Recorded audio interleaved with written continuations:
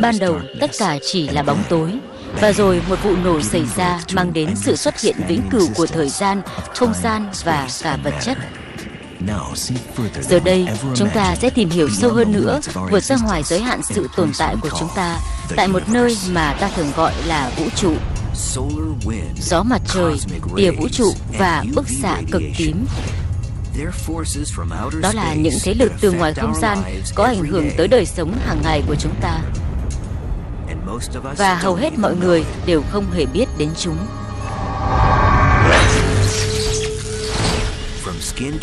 Từ bệnh ung thư da cho tới sự cố gián đoạn tín hiệu viễn thông, những hiện tượng không gian này đều có thể gây hại cho chúng ta.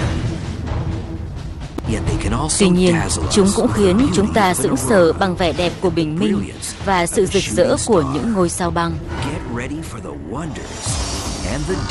Hãy cùng chúng tôi khám phá các kỳ quan và cả những mối nguy hiểm của các hiện tượng trong vũ trụ.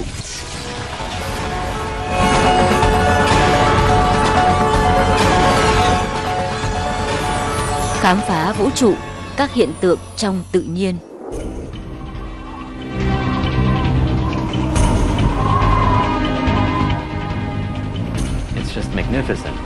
Đó là những cảnh tượng rất ấn tượng. Nó mang đầy những chuyển động sôi nổi. Nó thay đổi liên tục sau mỗi lần chúng ta quan sát được. Đó là những thứ lớn nhất mà con người từng nhìn thấy. Cảnh tượng thật tuyệt đẹp mà chúng ta chưa từng bao giờ được chứng kiến. Thật tuyệt vời khi được chứng kiến những khoảnh khắc huy hoàng trên bầu trời như vậy. Bạn có thể thấy ánh sáng rực rỡ trên bầu trời. Những ánh sáng đó liên tục thay đổi theo những cách thật tuyệt vời và phi thường. Đó là những thứ chưa từng có trên trái đất. Dù chỉ một lần trong đời, con người cũng nên nhìn những cảnh tượng ngoạn mục mà thiên nhiên mang lại cho chúng ta. Đó là ánh sáng Bắc Cực Quang.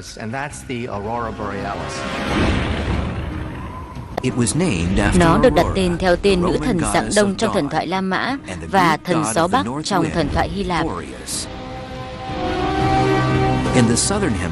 Ở Nam bán cầu, nó được biết đến với cái tên Nam Cực Quang. Trước khi làm kinh ngạc các nhà thiên văn học, các cực quang cũng khiến những người đầu tiên nhìn thấy chúng ở vùng cực sững sờ. Những người Scandinavia cổ đại chỉ có một cách giải thích duy nhất thích hợp cho hiện tượng kỳ lạ này. Họ cho rằng có một con cáo khổng lồ chạy trên bầu trời và chiếc đuôi của nó tạo nên những luồng ánh sáng ở cực Bắc. Tôi thích cách lý giải đó vì nó không cách quá xa sự thật. Cực quang là một hiện tượng điện tích. Khi một con cáo vẫy chiếc đuôi của nó, sẽ tạo ra tĩnh điện và sẽ xuất hiện ánh sáng lấp lánh như trong hiện tượng cực quang.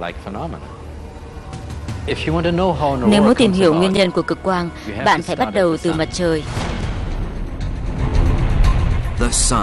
Mặt trời. Đó không chỉ là nguồn ánh sáng mà còn là nguồn năng lượng tối thượng của chúng ta. Mặt trời sản sinh ra những tia phân tử mang điện tích liên tục được gọi là gió mặt trời. Đó là một thế lực vũ trụ có những ảnh hưởng rất lớn.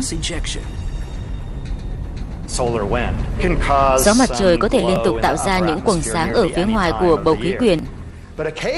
Đôi khi mặt trời có những hoạt động bùng phát. Chúng chính là những tia mặt trời, hay còn gọi là sự phun trào vật chất ở vành nhật hoa. Sau đó, một dòng các hạt mang điện di chuyển tới trái đất đồng thời và với số lượng cực lớn. Đó chính là nguyên nhân của các hiện tượng cực quang.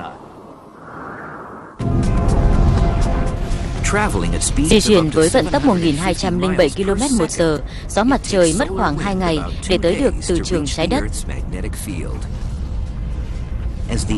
Khi các hạt phân tử mang năng lượng chuyển động dọc theo từ trường hướng về các cực, chúng kích thích các chất khí ở phía ngoài khí quyển trái đất và tạo ra ánh sáng nhiều màu sắc của hiện tượng cực quang. Khi các hạt mang năng lượng va chạm với khí quyển, chúng tác động lên những nguyên tử oxy, tạo ra ánh sáng đỏ và ánh sáng xanh, hai loại ánh sáng phổ biến nhất trong hiện tượng cực quang. Nếu xuống sâu hơn nữa, chúng sẽ tiếp xúc với các phân tử nitơ, và nếu cực quang mạnh thì ở phía ngoài rìa chúng sẽ tạo nên một đường viền màu tím.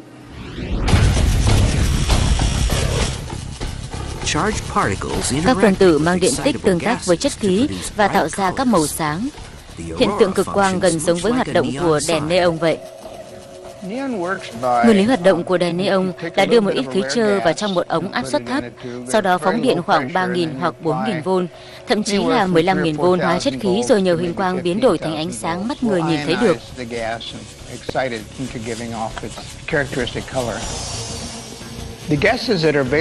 Các chất khí có thể được sử dụng cho các loại đèn neon là xenon có màu xanh thẫm, heli có màu hồng, krypton có màu bạc.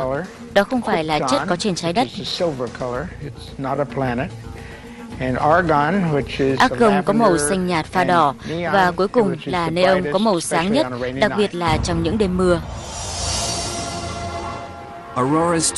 Có thể quan sát cực quang rõ nhất vào buổi đêm, đặc biệt là vào mùa đông ở các vùng cực dưới sự bao phủ của màn đêm dày đặc. Tùy thuộc vào tần suất hoạt động của mặt trời, cực quang có thể kéo dài từ vài phút cho tới vài ngày.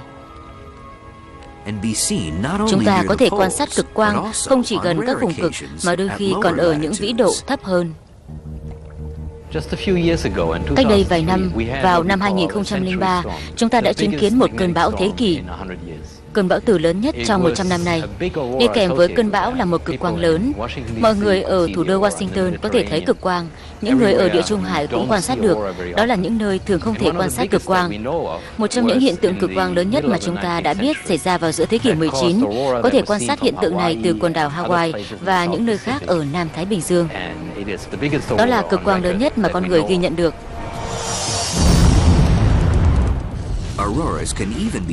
Cực quang cũng có thể được quan sát ở ngoài trái đất. Gió mặt trời di chuyển theo nhiều hướng khác nhau tới những nơi xa xôi hơn nhiều so với trái đất. Sao Mộc và sao Thổ có từ trường rất lớn, lớn hơn từ trường của trái đất. Điều đó giúp tạo ra những cực quang đặc biệt lớn. Tuy nhiên, cho dù quan sát từ đâu đi nữa, cho dù chúng kéo dài bao lâu và thể hiện mãnh liệt như thế nào, thì cực quang vẫn thường xuất hiện giống như một tấm màn ánh sáng với các nếp gấp và đường kẻ thay đổi liên tục.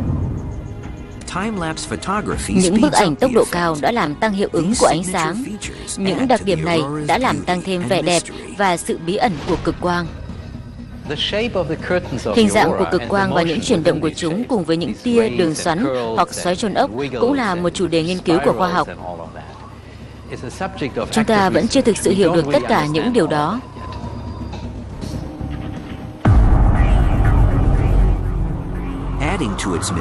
Thêm vào sự bí ẩn là những báo cáo cho rằng cực quang không chỉ được nhìn thấy mà còn được nghe thấy.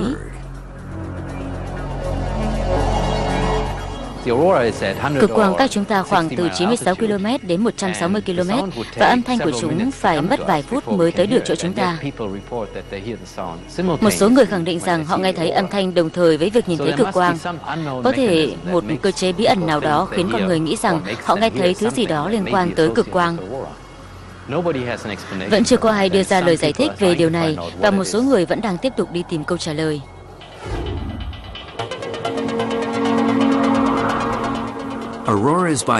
Bản thân cực quang không phải là mối đe dọa đối với con người. Tuy nhiên, sự gia tăng các hoạt động của mặt trời đi kèm với hiện tượng cực quang có thể tạo ra hàng triệu megawatt điện năng, gây ra một số khó khăn cho con người như làm gián đoạn đường dây tải điện.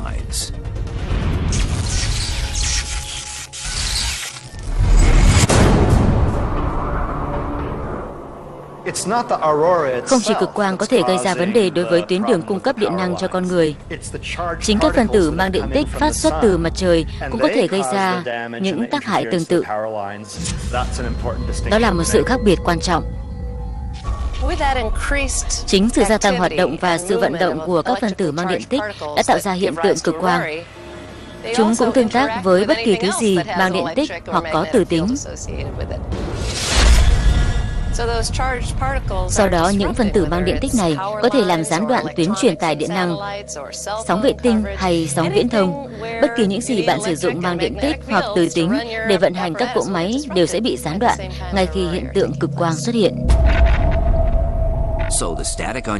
Sự gián đoạn sóng truyền hình, truyền thanh, sóng của điện thoại di động hay thậm chí là sự cố mất điện trên một khu vực rộng lớn như đã xảy ra ở Quebec, Canada năm 1989 có thể là lời cảnh báo về vị trí khiêm tốn của trái đất trong hệ mặt trời.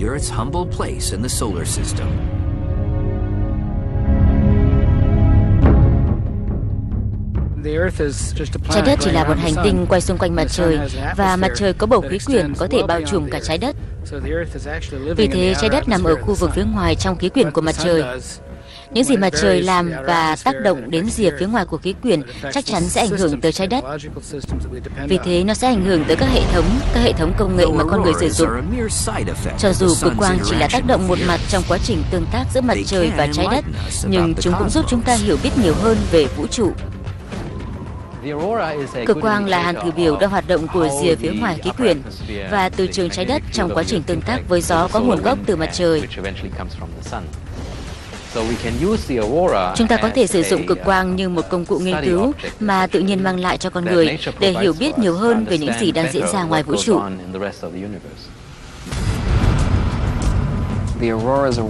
Cực quang là một yếu tố để tính toán hoạt động của mặt trời. Theo dòng lịch sử, quay trở lại thế kỷ thứ 8 hoặc thứ 10 hay thậm chí là trước nữa, cực quang là thứ duy nhất bạn có thể sử dụng để xem xét các hoạt động của mặt trời. Mặt trời có chu kỳ hoạt động 22 năm một lần, cứ 11 năm nó lại hoạt động tích cực hơn, đảo lại trật tự các cực và rồi lại tiếp tục chu kỳ như vậy. Khi dò lại các hiện tượng này trong quá khứ, thì cực quang là một trong những công cụ hiệu quả nhất để giúp đỡ con người. Trong khi cực quang là hiện tượng thường được nhìn thấy ở các vùng cực, cũng có các hiện tượng vũ trụ khác mà chúng ta có thể quan sát ở khắp mọi nơi. Chúng được gọi là hiện tượng sao băng. Sao băng trông giống như các ngôi sao đang rơi xuống trái đất. Tuy nhiên, điều đó hoàn toàn không đúng. Các ngôi sao có kích cỡ lớn hơn hành tinh trái đất rất nhiều. Nếu một ngôi sao rơi xuống trái đất, thì hành tinh của chúng ta biến mất chỉ trong một phần nhỏ của một giây. Nếu không phải là ngôi sao, thì đó là gì? Chúng chỉ là những vật thể nhỏ bé giống như một hạt cát đến từ ngoài vũ trụ, bay xuyên qua bầu khí quyển và chạm với các phân tử trong khí quyển và bị bốc cháy. Sau đó, nó không phải là một ngôi sao, hoàn toàn không giống một ngôi sao chút nào. Những vật thể phát sáng này nên được gọi với cái tên là thiên thạch. Hầu hết các thiên thạch bị đốt cháy trong khí quyển. Một trong số chúng, nếu đủ lớn, có thể xuyên qua khí quyển và rơi xuống trái đất. Trong các trường hợp như vậy, con người có thể tìm thấy đá trời hay là thiên thạch. Đó là những hiện tượng rất giống nhau. Các viên đá và phân tử bụi cấu tạo nên thiên thạch là những vụn vỡ trong quá trình hình thành hệ mặt trời. Các mảnh vụn nằm rải rác khắp nơi, có nguồn gốc từ quá trình hình thành các ngôi sao. Rất nhiều trong số chúng có nguồn gốc từ vành đai tiểu hành tinh. Nằm giữa sao Hỏa và sao Mộc có một vùng chứa đầy những vật thể bằng đá bay lơ lửng. Đôi khi chúng va chạm với nhau và vỡ ra thành các mảnh vụn. Những vụn vỡ này di chuyển khắp hệ mặt trời, một số trong đó cuối cùng cũng tiếp xúc với khí quyển của trái đất. Tại một thời điểm nhất định nào đó trong năm, một số lượng lớn các thiên thạch sẽ di chuyển tập trung trên bầu trời. Những sự kiện như vậy được gọi là mưa sao băng. Chúng diễn ra khi trái đất tiếp xúc với một vệt các vụn vỡ, gồm các mặt băng và đá, tàn dư của một sao chổi khi nó tiếp xúc với quỹ đạo của mặt trời. Khi nhìn vào một trận mưa sao băng, các thiên thạch hay các ngôi sao băng dường như bắt nguồn từ một điểm trên bầu trời và tỏa sáng. Chúng như bừng sáng từ một vị trí. Tuy nhiên, thực tế thì đá và băng tạo nên các sao băng đó di chuyển thành từng cụm và theo những tuyến đường song song trong không gian. Chúng không xuất phát từ một điểm.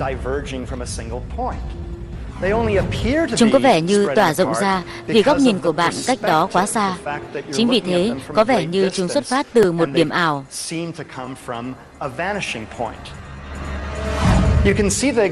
Bạn có thể quan sát được điều đó trong hành lang này. Hai bức tường này song song với nhau. Trần nhà song song với sàn nhà. Đường tiếp xúc giữa sàn và tường, tiếp xúc giữa trần nhà và sàn song song với nhau. Tuy nhiên, dường như các đường song song đó hội tụ lại ở phía xa kia của hành lang. Chúng xuất phát từ một điểm ảo do góc nhìn của chính chúng ta. Các sao băng cũng tương tự như vậy. Các phân tử trong đó di chuyển song song với nhau và có vẻ như hội tụ lại tại một điểm ảo do góc nhìn của chúng ta.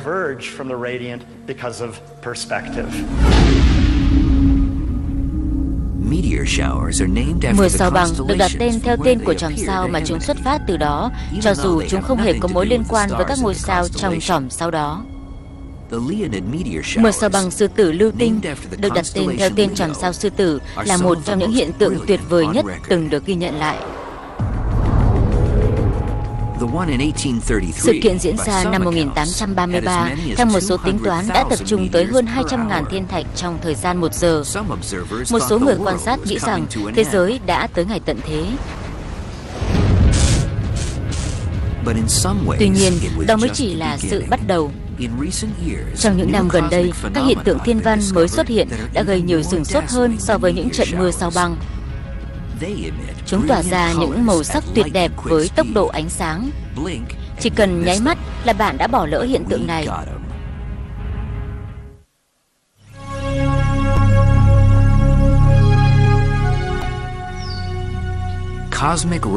Các tia vũ trụ giống như thứ gì đó trong một bộ phim khoa học viễn tưởng. Một thế lực vô hình từ ngoài vũ trụ có thể gây ra những thay đổi về thời tiết và tạo nên những tác động khác nhau. Tia vũ trụ là hiện tượng có thật, cho dù thuật ngữ này đã bị hiểu sai. Tia vũ trụ là các phân tử. Chúng không phải là những tia. Ban đầu người ta cho rằng đó có thể là một hiện tượng ánh sáng. Tuy nhiên, điều đó không chính xác. Chúng là các phân tử. Chúng được tạo thành từ các nguyên tố giống như các thành phần của trái đất, mặt trời và mọi thứ trong vũ trụ. Tia vũ trụ là những bức xạ bắt nguồn từ ngoài vũ trụ. Do đó, chúng có nhiều nguồn gốc khác nhau. Nguồn gốc đầu tiên chính là mặt trời, vì nó giải phóng ra rất nhiều các phân tử mang năng lượng. Tiếp theo đó là các ngôi sao và các thiên hà, các hố đen, các ngôi sao neutron và mọi thứ khác.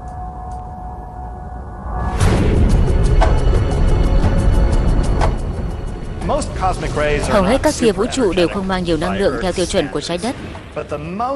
Tuy nhiên, tia vũ trụ mạnh nhất có lực tương đương với lực đánh mạnh của bóng tennis vào đầu một người nào đó. Bạn sẽ chẳng cảm thấy dễ chịu gì với một cú đánh như vậy. Tuy nhiên, đa phần trong số chúng có lực chỉ tương đương với những hạt đậu khô được bắn ra từ một ống xì đồng, hoặc thậm chí là ít hơn. Khí quyển của trái đất có thể bảo vệ con người khỏi những tia vũ trụ, nhưng những phân tử mang theo năng lượng cao này có thể gây hại nếu lọt qua bầu khí quyển. Chúng có thể tác động lên tất cả các sinh vật sống trên trái đất.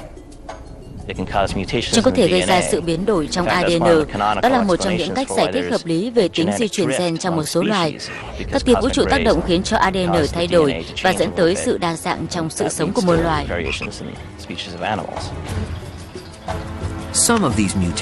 Một số những thay đổi đã có những ảnh hưởng tích cực trong quá trình tiến hóa.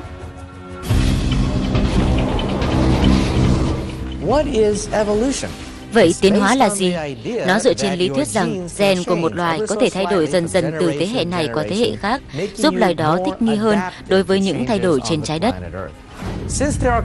Vì luôn phải chịu tác động của những bức xạ vũ trụ, có nghĩa là gen di truyền của chúng ta cũng đang bị biến đổi theo thời gian dưới tác động của các hạ nguyên tử.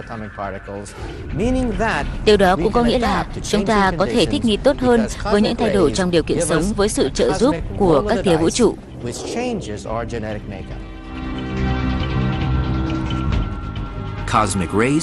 Tia vũ trụ cũng gây ra những biến đổi tiêu cực có thể dẫn tới căn bệnh ung thư.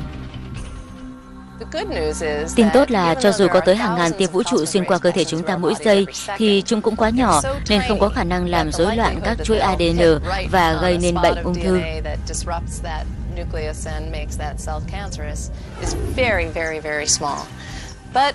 Tuy nhiên, nếu bạn ở trong một môi trường giống như các nhà du hành vũ trụ, nơi có rất nhiều bức xạ và có rất ít sự che chắn, khi đó bạn mới có khả năng bị gây tổn hại bởi các tia vũ trụ.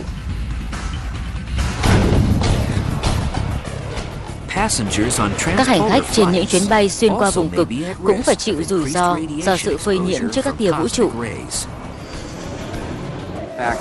Một số thành viên phi hành đoàn xuyên đại dương, xuyên các vùng cực đã phải sử dụng các bộ đồ bảo hộ đặc biệt. Họ cũng khuyến cáo những phụ nữ có mang không nên phục vụ trên các chuyến bay với tư cách là phi công hoặc tiếp viên hàng không vì lo ngại bị ảnh hưởng. Cho dù chưa chứng minh được những tác động tiêu cực, nhưng họ vẫn rất cẩn thận đối với mức độ bức xạ cao như vậy. Tia vũ trụ không chỉ ảnh hưởng tới các sinh vật sống mà còn ảnh hưởng tới thời tiết.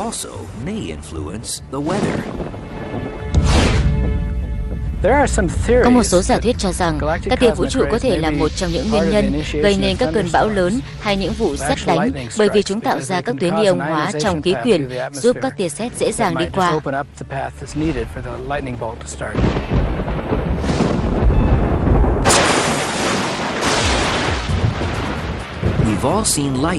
Chúng ta thường nhìn thấy những tia sét trong một cơn bão. Tuy nhiên, những tia sáng chết chóc này còn đáng sợ và ngoạn mục hơn nhiều khi chúng được thể hiện trong một hiện tượng được gọi là sự kiện phát sáng ngắn ngủi diễn ra ở tầng cao của khí quyển. Với sự trợ giúp của các máy quay tốc độ cao hiện đại, chúng ta có thể xác minh sự tồn tại của chúng. Một trong số chúng được gọi là chùm sáng thiên đình. Những tia sáng có hình con sứa này chỉ xuất hiện cách bề mặt trái đất 72 km và chỉ kéo dài vài phần trăm giây. Chùm sáng thiên đình là một hiện tượng giải phóng điện năng thú vị. Nó có thể xảy ra ở độ cao 88 km hoặc thậm chí là 96 km. Tuy nhiên, trong một số trường hợp, nó có thể xảy ra ở độ cao thấp hơn, chỉ cách bề mặt trái đất khoảng 48 km.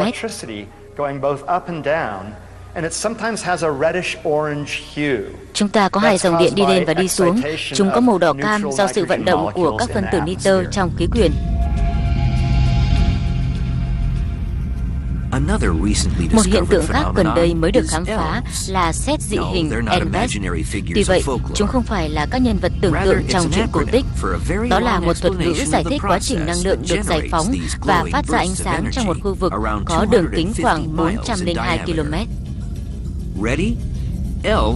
Sét dị hình Elves là sự phát sáng và nhiễu loạn tần số rất thấp từ các nguồn xung điện.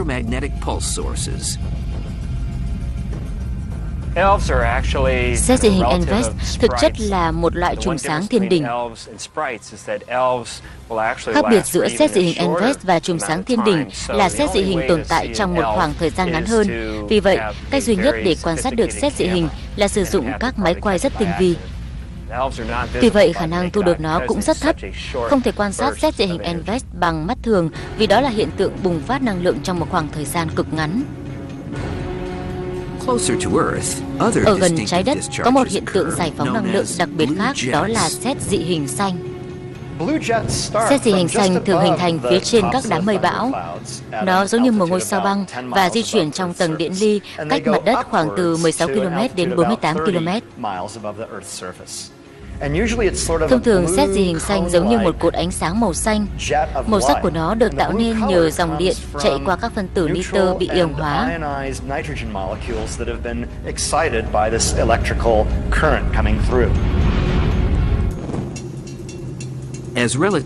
Do là những hiện tượng mới được phát hiện, nên khoa học vẫn chưa thể hoàn toàn hiểu biết về sét dị hình xanh và chùm sáng thiên đình. Người ta vẫn đang nghiên cứu về các tác động của chúng đối với bầu khí quyển trái đất. Một số giả thuyết cho rằng các hiện tượng này sẽ giúp cân bằng lực điện từ và sét dị hình có thể giúp sản sinh ra nhiều ozone hơn. Một cách tiếp cận đơn giản là tự nhiên thường cố gắng cân bằng chính nó, và như vậy mọi sự sống trên trái đất đều được hưởng lợi. And because of that, there are eventual benefits to life on Earth.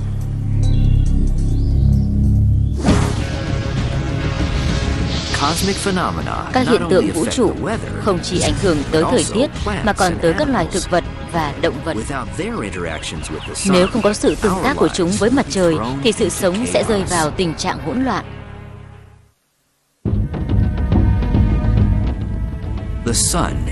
Mặt trời hoạt động như một chiếc đồng hồ cảnh báo của vũ trụ đối với cuộc sống của chúng ta. Chúng ta tính toán ngày đêm theo số lần mặt trời mọc và lặn. Các loài thực vật cũng như vậy.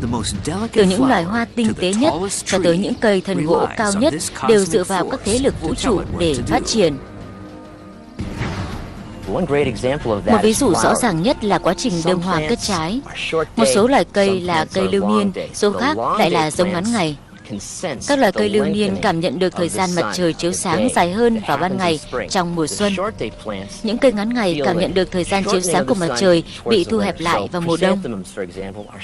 Ví dụ như hoa cúc là một loại cây ngắn ngày, chúng nở vào mùa thu. Dã yên thảo và cúc vạn thọ là những cây dài ngày. Chúng nở hoa khi nhận được ánh sáng mặt trời nhiều hơn. Đó là bởi vì cơ chế và các chất hóa học trong thực vật có thể giúp chúng xác định được thời gian chiếu sáng của mặt trời.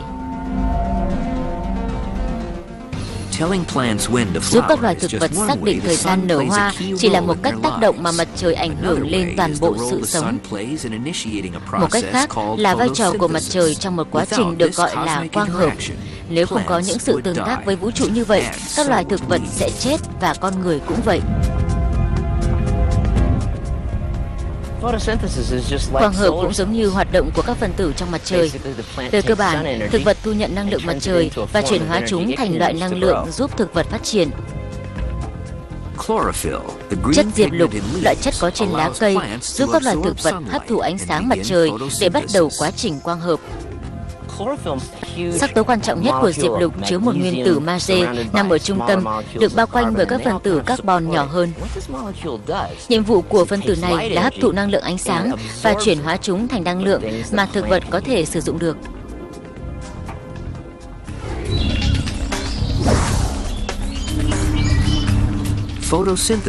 Quang hợp khởi đầu trong một quá trình phức tạp, giúp thực vật phối hợp carbon dioxide và nước để tạo thành đường. Tiếp theo đó, chúng sẽ tạo ra tinh bột, chất béo và protein. Đó cũng là loại thực phẩm mà con người sử dụng. Đồng thời, thực vật cũng giải phóng oxy, loại chất tối cần thiết cho con người. Nếu không có quá trình quang hợp, chắc chắn mọi sự sống sẽ chấm dứt. Đó chính là điểm cốt yếu. Các loài động vật cũng tương tự như vậy. Cũng giống như con người, các loài động vật phụ thuộc vào mặt trời để tìm kiếm các chất cần thiết cho cuộc sống của chúng. Có thể mặt trời cũng là kim chỉ nam cho hướng di chuyển của chúng. Di chuyển là hoạt động cần thiết trong vương quốc của các loài động vật. Cá hồi có thể tìm đường trở lại nơi chúng được sinh ra. Tuần lộc cũng thường thực hiện những cuộc di cư lớn. Các loài động vật ở châu Phi cũng thường có những cuộc di cư đông đảo. Thậm chí côn trùng cũng di cư. Bướm chúa là một trường hợp đặc biệt. Những con trưởng thành được sinh ra ở Ithaca, miền trung nam New York, thường đi trú đông ở Mexico và sau đó chúng quay trở lại vào mùa hè. Có rất nhiều ví dụ như vậy và không phải con người đã hiểu được hoàn toàn nguyên nhân chúng thực hiện các chuyến đi dài.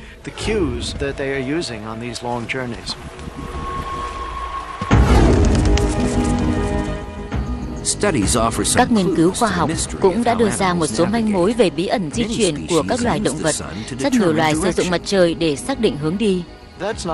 Điều này không phải đơn giản, bởi vì để sử dụng được mặt trời một cách hợp lý thì phải cần tới một chiếc đồng hồ. Có nghĩa là cần phải biết lúc đó là buổi sáng, buổi trưa hay buổi chiều dựa vào sự di chuyển của mặt trời. Trong thực tế, có thể các loài động vật cũng có một chiếc đồng hồ sinh học giống như con người. Dựa vào đó, chúng sẽ xác định được chính xác thời điểm trong ngày.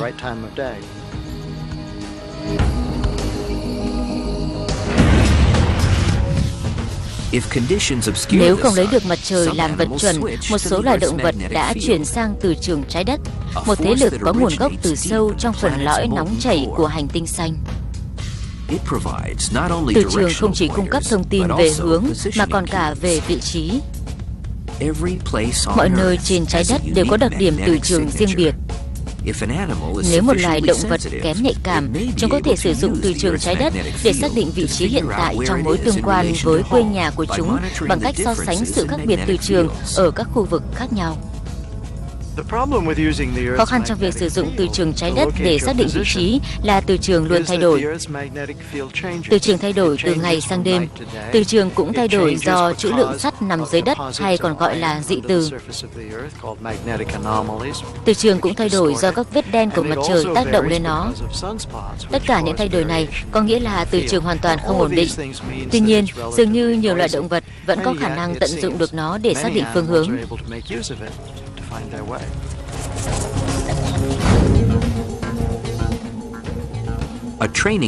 Ví dụ về sự xác định phương hướng của bồ câu cũng cho thấy cách thức động vật sử dụng mặt trời và từ trường trái đất để tìm về tổ của chúng.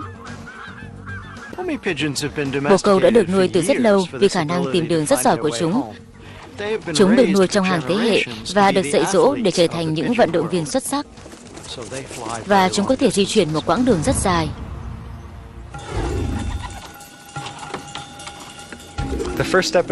Bước đầu tiên trong việc thả bồ câu là bạn tới chuồng nuôi chúng, chọn lấy một con phù hợp.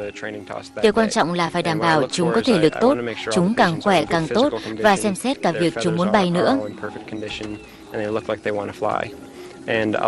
Sau khi chọn các cá thể bồ câu, tôi sẽ cho chúng vào một giỏ bồ câu. Đó là một chiếc hộp được sử dụng để vận chuyển bồ câu từ chuồng tới nơi thả. Bước tiếp theo là phóng thích. Tôi đưa chúng ra một cánh đồng quang đãng, không có quá nhiều cây cối, và mở hộp thả cho bồ câu bay đi.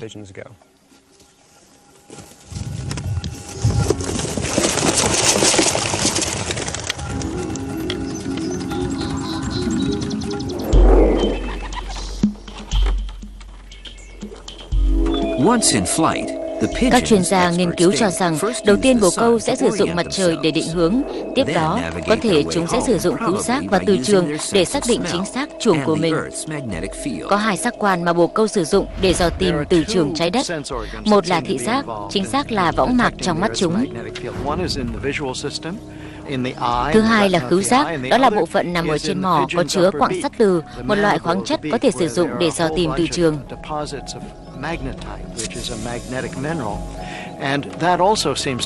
Đó là hai giác quan chúng thường sử dụng, và cho đến nay chúng ta vẫn chưa hoàn toàn hiểu chúng tương tác với nhau như thế nào và bồ câu sử dụng giác quan như thế nào để xác định phương hướng.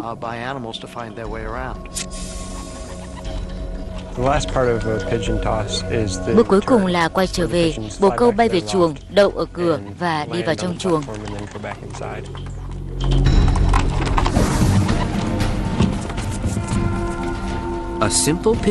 Ví dụ về bồ câu có thể chứng minh nhưng chưa giải thích được hoàn toàn cách thức động vật sử dụng vũ trụ để di chuyển. Đó là một bí ẩn có thể sẽ không bao giờ được giải đáp. Điều khó khăn là các loài động vật sử dụng đồng thời nhiều kỹ thuật định hướng khác nhau. Khi di chuyển bình thường hoặc không thể sử dụng mặt trời, chúng chuyển sang sử dụng từ trường trái đất. Như vậy, động vật có rất nhiều công cụ khác nhau, cũng giống như con người, để sử dụng trong việc tìm đường. Điều đó khiến chúng ta rất khó tìm được các bằng chứng giải thích cơ chế hoạt động của chúng.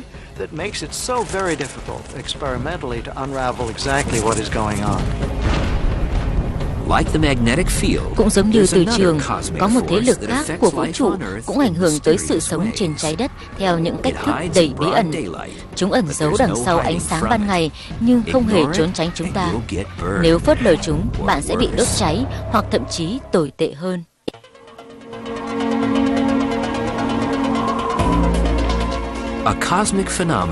Hiện tượng vũ trụ này giúp con người có được làn da rám nắng, hằng ao ước và trông có vẻ rất khỏe khoắn. Tuy nhiên, đó chỉ là vẻ bề ngoài.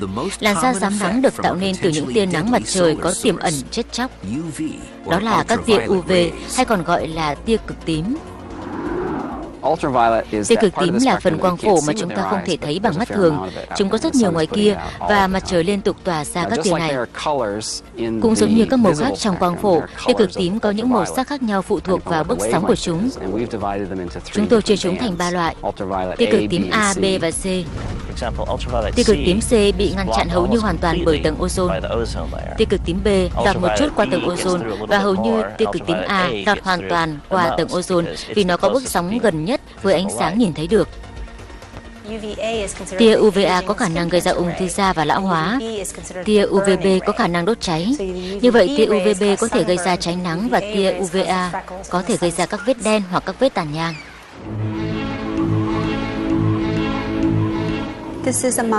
Đây là minh họa mặt cắt của da. Khi bạn ra ngoài trời, tia UVB có thể tác động lên phía ngoài của da và gây ra cháy nắng, bởi vì nó đã phá hủy các tế bào da, tức là các chất keratin. Khi tế bào bị phá hủy, cơ thể phản ứng bằng cách kích hoạt hệ miễn dịch. Lượng máu dồn đến vùng bị tổn thương sẽ tăng lên.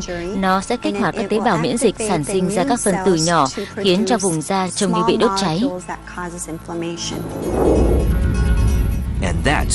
Và đó mới chỉ là khởi đầu. Nếu phơi trước ánh sáng tia UVB quá lâu, có thể gây ra bệnh đục thủy tinh thể hoặc những khối u ác tính chết người.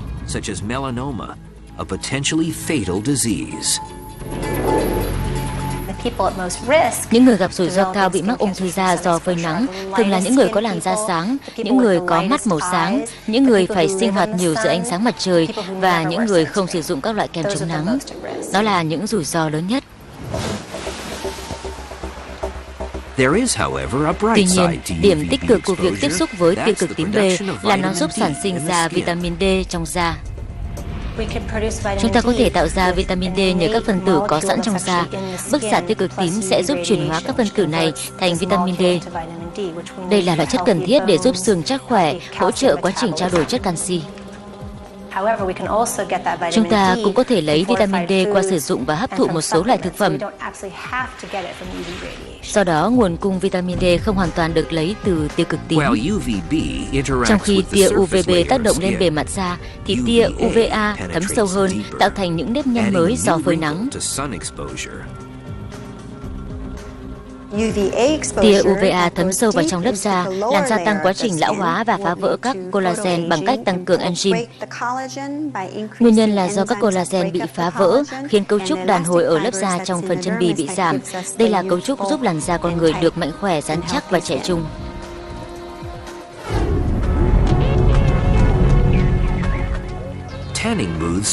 Phương pháp tắm nắng nhân tạo trong các phòng chiếu cố gắng tái tạo các tia mặt trời nhân tạo.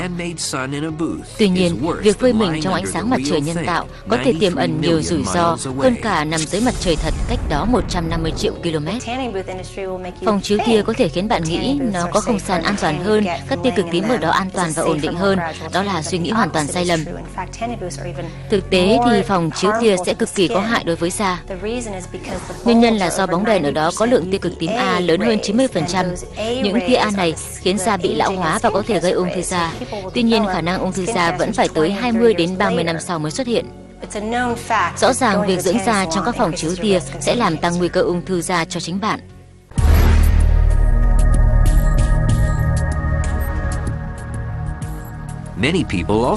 Nhiều người nghĩ rằng sử dụng kem chống nắng thường xuyên sẽ bảo vệ họ khỏi nguy cơ ung thư da và lão hóa sớm. Điều đó là không đúng. Ngay cả loại kem chống nắng có chỉ số SPF cao cũng không giúp con người tránh khỏi những ảnh hưởng có hại từ mặt trời. SPF là chỉ số chống nắng và nó chỉ giúp bạn ở ngoài trời nắng mà không bị cháy da trong một khoảng thời gian nhất định. Do đó, chỉ số SPF chỉ giúp bảo vệ khỏi tác động của tia cực tím B chứ không phải của tia cực tím A. Kem chống nắng hiệu quả nhất là loại giúp bảo vệ con người khỏi cả tia cực tím A lẫn tia cực tím B. Tuy nhiên, cho dù có sử dụng thường xuyên đi chăng nữa, thì kem chống nắng cũng không phải là biện pháp bảo vệ hữu hiệu trước nguy cơ ung thư da do sự rò rỉ ở tầng ozone. Tầng ozone có tác dụng như một tấm màn phủ lên trái đất, nó hấp thụ hầu hết các bức xạ tới từ ngoài không gian. Do vậy, nếu mất đi tầng ozone, con người sẽ phải hứng chịu nhiều bức xạ năng lượng cao hơn, giống như tia cực tím B và những bức xạ khác có thể gây tổn hại nghiêm trọng cho làn da. Điều thú vị là cách đây 2 tỷ năm, trước khi trái đất có bầu khí quyển giàu oxy, nó không có tầng ozone và cũng không có sự sống tồn tại trên bề mặt. Sự sống chỉ tồn tại ở dưới đáy biển, nơi nó được nước bảo vệ khỏi các tia cực tím.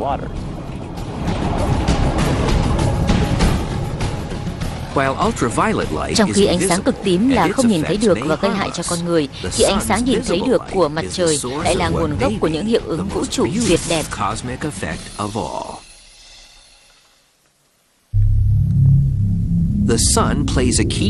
Mặt trời đóng vai trò then chốt trong việc tạo ra những màn trình diễn ánh sáng ngoạn mục nhất.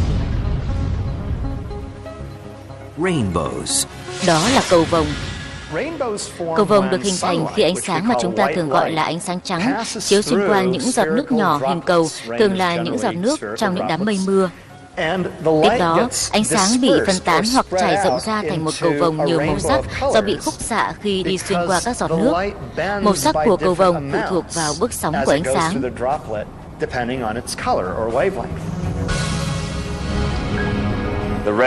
Màu đỏ là ánh sáng có bước sóng dài. Màu xanh lại ở một thái cực đối lập, có nghĩa là bước sóng ngắn.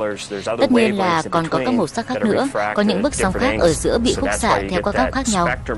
Lý do tại sao chúng ta lại có quang phổ ánh sáng là vì sự thay đổi bước sóng diễn ra liên tục từ bước sóng ngắn cho tới bước sóng dài. Chúng ta có thể dùng lăng kính để mô tả cho hiện tượng cầu vồng. Mặt trời vẫn là nguồn ánh sáng chính, nhưng thay vì các giọt nước mưa, ta sẽ sử dụng một lăng kính. Các bước sóng khác nhau được khúc xạ ở những góc khác nhau. Chúng bị khúc xạ 2 lần, mỗi lần ở một mặt. Khi đó bạn sẽ thấy một cầu vồng xuất hiện trong suốt quá trình phân tách ánh sáng đỏ sang ánh sáng trắng. Những bước sóng ánh sáng khác nhau khúc xạ hoặc tán xạ ở những góc khác nhau. Điều này giải thích trật tự màu sắc của cầu vồng và tại sao chúng lại có hình cung. Có những góc nhất định nơi ánh sáng bị khúc xạ trội hơn tập trung ở đó. Do góc tối của ánh sáng mặt trời khác nhau nên tồn tại những góc nhất định nơi tập trung nhiều tia sáng hơn các góc khác. Depending on the angle of incidence of the sunlight, more rays tend to bunch up in this particular direction. Cầu vồng thường được quan sát ở cùng một góc khoảng 42 độ từ điểm đối mặt trời. Đây là một thuật ngữ khá thú vị trong thiên văn để chỉ bóng của người. Tại góc đó, ánh sáng có cường độ mạnh nhất và cũng là nơi xuất hiện cầu vồng. Tuy nhiên, 42 độ từ điểm đối mặt trời của một người khác với 42 độ của người khác. Điều này có nghĩa là không có hai người nào cùng nhìn thấy chính xác một cầu vồng giống nhau. Tuy nhiên, đôi khi do may mắn hoặc đứng ở một góc hợp lý, bạn sẽ quan sát được cầu vồng bậc 2.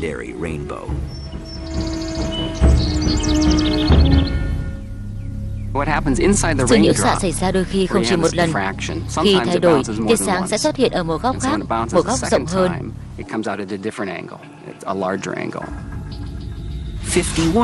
Chính xác, đó là góc 51 độ. Cầu vồng bậc 2 có cường độ ánh sáng yếu hơn vì hầu hết ánh sáng đã phản xạ ở cầu vồng bậc 1. Điều thú vị về cầu vồng bậc 2 là nó hoàn toàn đối ngược lại. Màu đỏ nằm ở một phía của cầu vồng bậc 1 sẽ chuyển sang phía đối diện của cầu vồng bậc 2.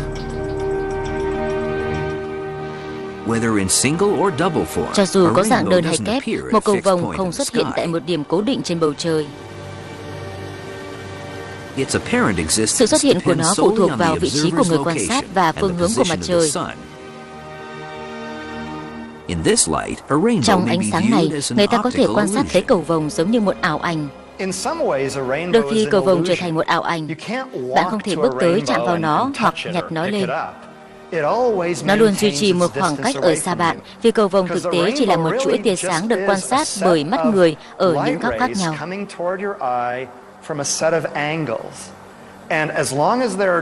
Chừng nào còn có các giọt mưa ở các hướng thì bạn vẫn có thể quan sát được cầu vồng. Tuy nhiên, nếu bạn bước tới nơi có các giọt nước đó, bạn sẽ thay đổi góc nhìn của mình và cầu vồng biến mất. Theo nghĩa như vậy, cầu vồng thực sự là một ảo ảnh.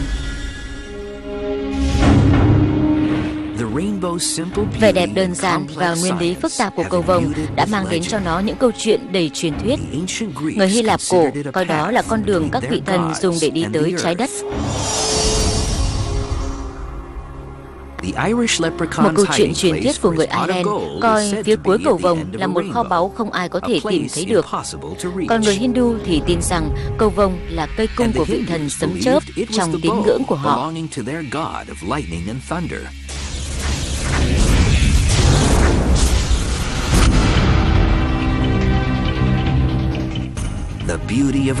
Vẻ đẹp của cầu vồng, tính phức tạp của quá trình quang hợp, những tác động của tia cực tím, bí ẩn của hiện tượng cực quang. Tất cả những hiện tượng đa dạng của vũ trụ này đều cho thấy mối quan hệ chặt chẽ giữa chúng ta và vũ trụ. Chúng ta chỉ là những kẻ quan sát thụ động trước hàng loạt các hiện tượng xảy ra trong khoảng không giữa trái đất và vũ trụ. Sự sống trên trái đất tiến hóa trong môi trường của các tia vũ trụ, các cực quang và ánh sáng. Tất cả các hiện tượng mà chúng ta nhìn thấy chỉ là một phần của môi trường sống của chúng ta. Đó chính là một phần của chúng ta và chúng ta cũng trở thành một phần của các hiện tượng đó. Các hiện tượng tuyệt đẹp mà chúng ta nhìn thấy như cầu vồng, các cực quang, chuyển động của các thiên thể, cũng như các nguy cơ tiềm tàng mà chúng mang tới như bức xạ tia cực tím từ mặt trời, cho thấy trái đất của chúng ta không phải là một nơi cách biệt với phần còn lại của vũ trụ. Chúng ta là một phần của vũ trụ và điều đó khiến trái đất càng tươi đẹp hơn.